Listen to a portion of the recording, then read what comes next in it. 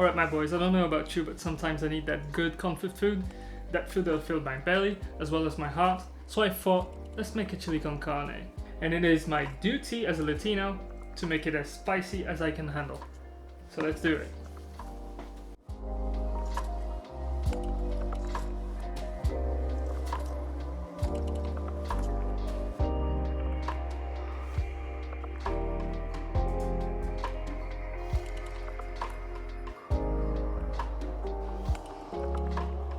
Alright, so there's quite a lot happening on the table, but you'll see chili con carne is very simple. It is made in 3 parts. The first part is going to be your meats and vegetables, the second part is going to be your sauce, and the third part would be your last minute additions. For the first part, what you're going to need is 500 grams of ground beef, as well as a large onion, 3 cloves of garlic. You're also going to need some cumin, some paprika, and of course some salt and some pepper. For the second part, you're going to need some tomato sauce, as well as 500 grams of beef stock. And for the third part, you're going to need 300 grams of corn, 500 grams of red beans, and some chili. I use crazy bustard sauce, chipotle and pineapple, and don't forget, just a little square of dark chocolate. So for this recipe, I use my trusty cast iron pot. You don't have to use a cast iron, but I do recommend you using one dish only. It really makes everything so much easier. So for the first part, you will need to brown the ground beef. To do so, add some olive oil to your heated pan and brown the meat for about 10 minutes on a medium to medium high heat, or until you see that all the water from the ground beef has evaporated, at which point you want to add the diced onion as well as the 3 cloves of garlic. You don't need to cook them really, just soften them up a bit.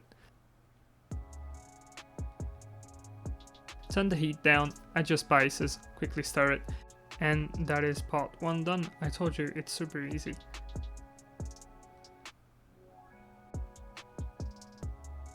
Part 2 begins with the deglazing of the pan, and deglazing basically means that you are releasing the stuck bits in the bottom of the pot with a liquid whilst the pan is hot. You can use either the beef stock or the tomato sauce, it doesn't really matter. By the way, my beef stock is pretty dark, that's just because I made it from some barbecue ribs that I had, so please don't mind the color. Add the remaining liquids to the pot, as well as some dried herbs if you have some. Bay leaves are pretty good with chili con carne. And just leave it on a gentle simmer for about 2 hours, maybe more. Come back to visit your creation every 15 to 20 minutes and give it a quick stir. This helps with not burning the bottom, and nobody likes their bottoms to be burnt. Taste it occasionally, just to adjust the spices and salt levels. For the purpose of the video, I'm leaving the pot on the stove, but what I usually like to do is I like to crank my oven up to 150 Celsius and leave it there for the 2 or 3 hours that it will simmer. Do not do this if your pot cannot go in the oven. Chili con carne is delicious, but it's not worth burning your house down. And there we are, the third part. Now all that's left to do is add your corn as well as your red beans. In the video, I did not wash the red beans. This is a mistake because they contain a slightly undigestible chemical that is not rinsed away in the factory before canning the beans. If you are cooking your beans, I suggest you soak them overnight and rinse them before you cook them.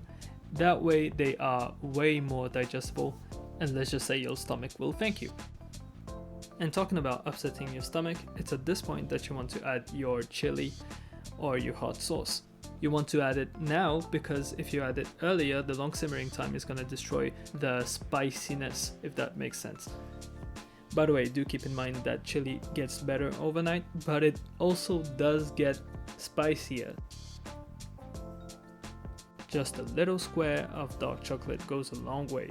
The taste of the chocolate itself disappears, but it kinda enhances everything else. It's delicious.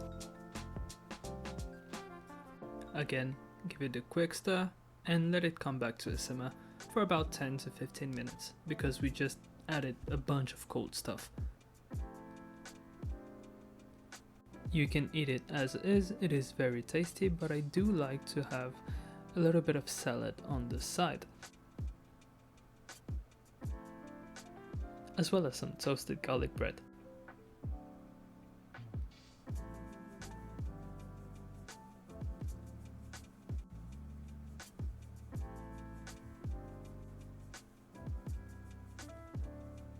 And in case you were wondering, yes, it was hellishly hot, but it was absolutely sublime. So I do recommend this recipe for anyone who loves spicy food. And for those who don't, just maybe don't put as much as I did, man. Anyway, thanks for watching.